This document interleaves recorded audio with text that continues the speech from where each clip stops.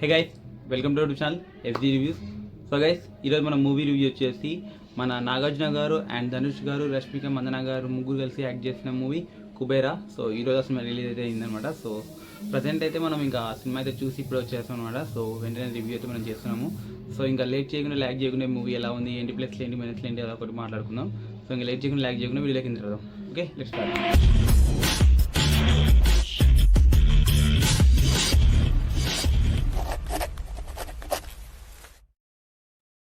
So guys, మనం వచ్చేసి first movie story గురించి మాట్లాడుకుంటే టైటిల్ గురించి మాట్లాడాలండి. సో కుబేరా, ఈ సినిమాకి వచ్చేసి కుబేరా టైటిల్ అనేది నాకు తెలిసి సెట్ అయితే కాలేదండి.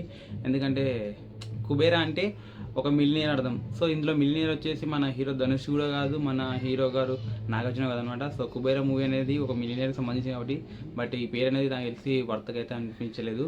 అండ్ ఈ సినిమాలో ఒక ప్లస్ పాయింట్ మాట్లాడుకుంటే మనకు వచ్చేసి ఒక సాంగ్ ఉందండి. అదొకటి సాంగ్ పోయిరా పోయిరా మామ, ఇది ఒక సాంగ్ ఒకటి బాగుంది మూవీలో. సో ఇంకో ప్లస్ పాయింట్ ఏంటంటే మెయిన్ ధనుష్ గారు యాక్టింగ్ అండి. సో ఆయన యాక్టింగ్ మాత్రం వేరే ఇచ్చి పడేశారు. ఎందుకంటే ఒక బెగ్గర్గా అంత డౌన్ టు ఎర్త్గా చేయాలంటే అంత ఈజీ అయితే కాదండి.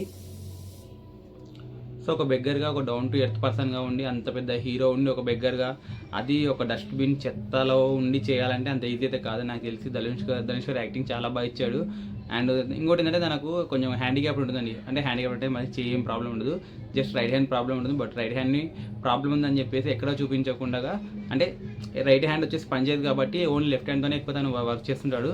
సో ఇది వచ్చేసి సినిమా త్రోఅవుట్ మొత్తం కూడా అలానే క్యారీ చేశారండి. సో రైట్ హ్యాండ్ని ఎక్కువ తీసుకొని రాకుండా లెఫ్ట్ హ్యాండ్తోనే టోటల్ త్రోఅవుట్ చెప్పించాడు.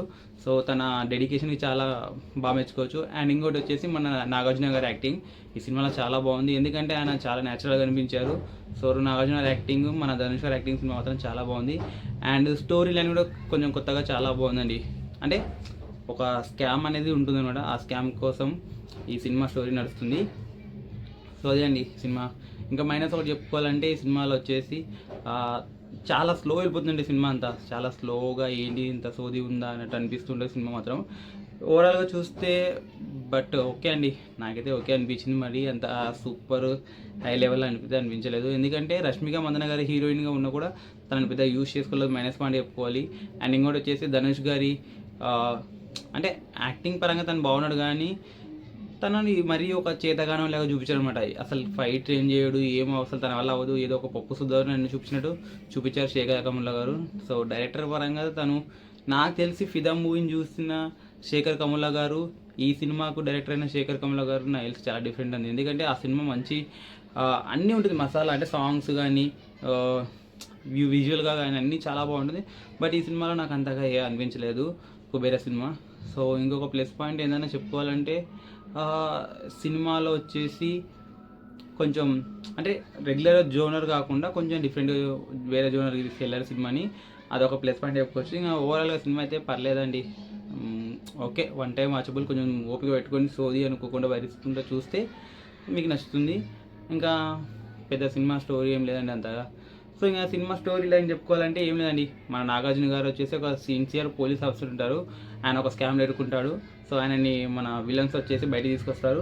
సో మన నాగార్జున గారు వచ్చేసి వాళ్ళ కోసం పనిచేస్తారు. ఆ పనిచేసే మూమెంట్లోనే మన హీరో ధనుష్ గారిని తీసుకుంటారు అన్నమాట, బెగ్గర్ కాబట్టి సార్ తనని. సో అది ఎందుకు తీసుకొచ్చారు, అసలు ఆ పర్సన్తో పని ఏంటి, వీళ్ళంత అనుకున్న పని అయిందా లేదనేది సినిమా స్టోరీ లేనండి. సో అంతే, సినిమా స్టోరీ లేని ఇంకేం లేదు. ఇంకా ఇదే అండి ఈ సినిమా గురించి. సో ఇంతగానే చెప్పడానికి ఏం లేదు. ఓకే, సో నెక్స్ట్ మూవీలో మళ్ళీ కలుస్తున్నాం. And bye.